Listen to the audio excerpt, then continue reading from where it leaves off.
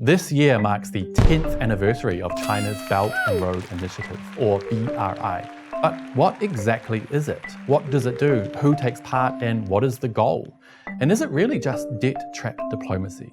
Today, I'll break it down for you in simple terms and share some facts even most Chinese people don't know about. I'm Andy Boreham from Reports on China, and this is China Unveiled.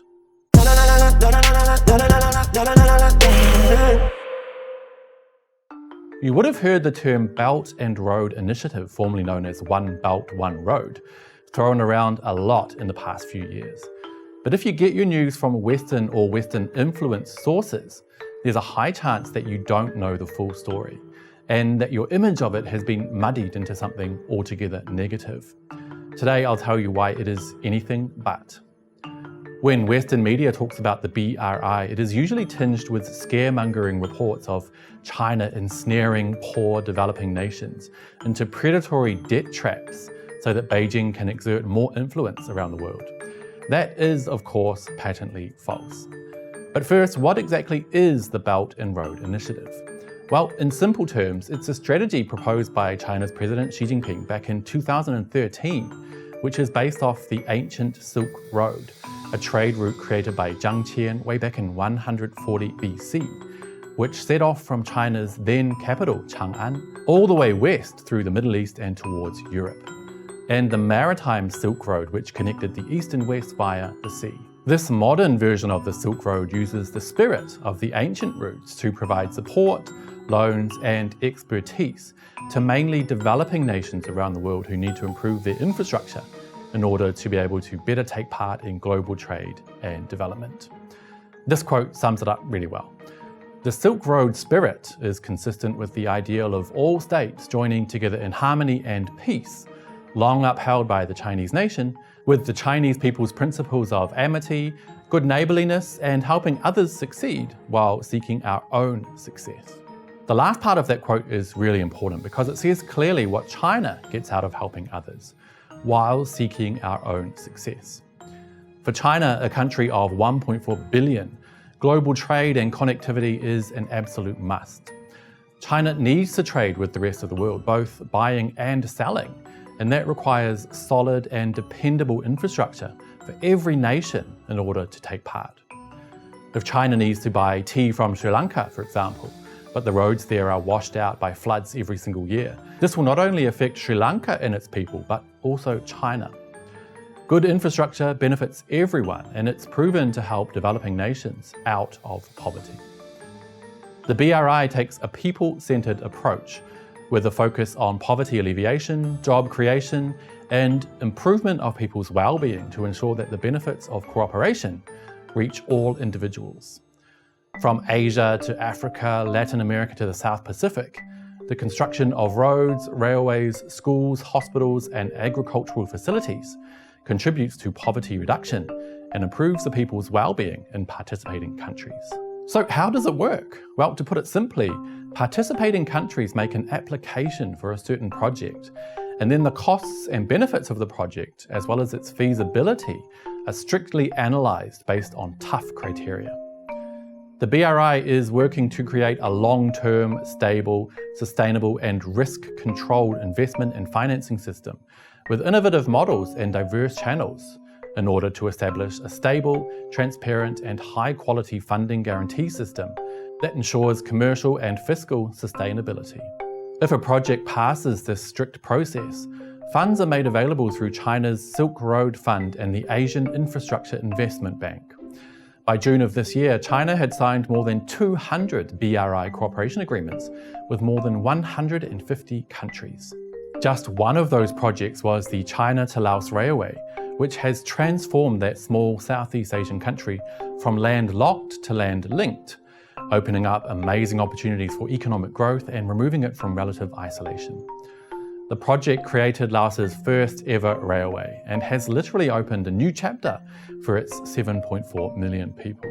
But what about the so-called debt trap diplomacy? The idea that China wants to purposefully put countries in debt that they can't pay back as a way of sneakily gaining more power around the world. Well, basically, it's just more fake news from the Western media. Like I said before, the BRI has strict criteria, with debt sustainability being a major factor.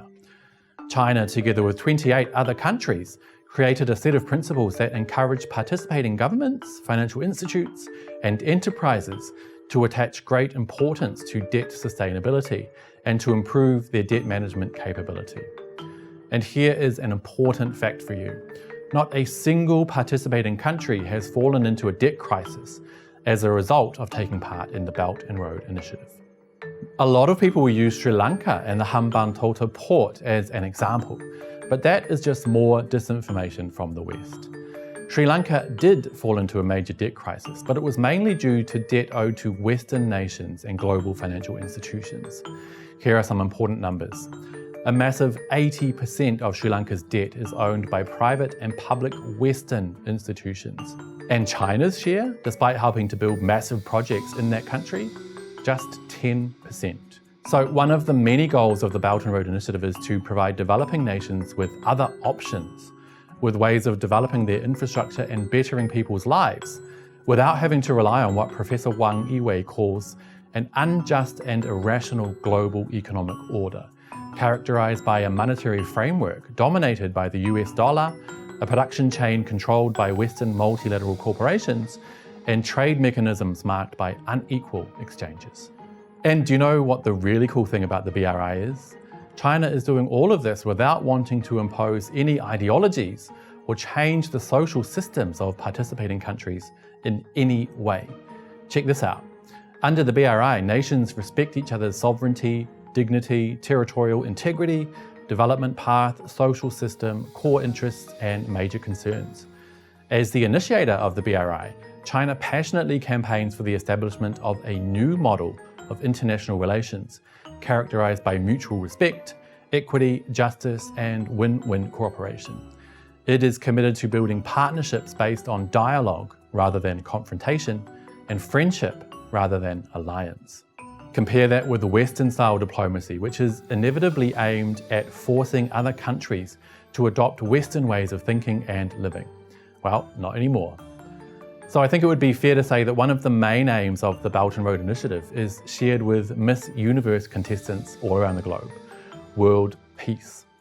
During a speech in 2017, President Xi said, "China will continue to hold high the banner of peace, development, cooperation, and mutual benefit, and uphold its fundamental foreign policy goal of preserving world peace and promoting common development." He added that China is committed to strengthening friendship and cooperation with other countries and forging a new form of international relations, featuring mutual respect, fairness, justice, and win-win cooperation. And just in case you thought these were just words with no real meaning, China wrote these goals into the country's constitution and the constitution of the Communist Party of China, a fact that even many Chinese people don't know. In 2017, the Belt and Road Initiative was first written into the party constitution, making them a legal requirement.